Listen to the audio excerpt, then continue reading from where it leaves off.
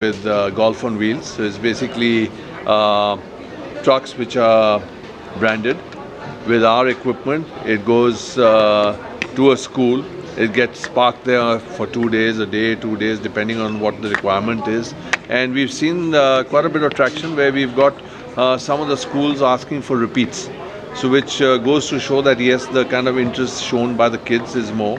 And we found that far better than having the kids coming to a driving range or to a club, which is always very, very tough. So the idea was to try and take it to school so that the kids get to try and hone their skills, to try and get to play and at least like the particular game. So we found that quite interesting, and I think that is something that we definitely keen to follow up on. And along with that, you know, during our tournaments we do clinics, which is basically engaging with junior golfers, non-golfers, people who want to just start playing the game.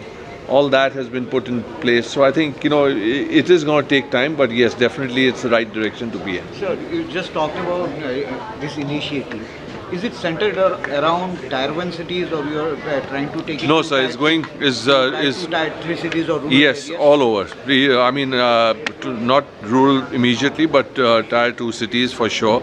I mean, some of the places that we don't have golf courses, driving ranges, if we don't have enough land, we plan on doing something like called city clubs, which can be with simulators. And if you have simulators, you can actually play live contests, live tournaments, playing as inter-club or inter-cities as well. You can play the same golf course live, you can have matches. So that is the idea, to try and create more awareness amongst people who don't play the sport, to try and get them engaged with this particular sport. Sir, tell us about your partnership with Liv.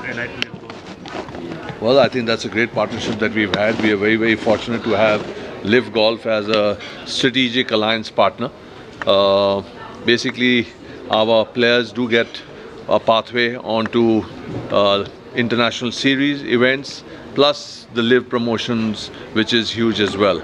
So the number one guy from last year, Pukhraj Gill, he's got into a number of events. This particular week itself was Singapore. Unfortunately, he couldn't travel because of his own visa issues.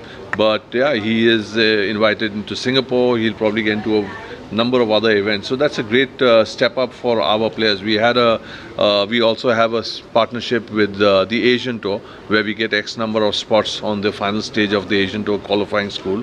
And we are working on getting one spot under category 17. I think it is 17 or 18 for the next year. How about women joining the game? Because we don't see any women being a part of it. So how do we see women joining it? So women are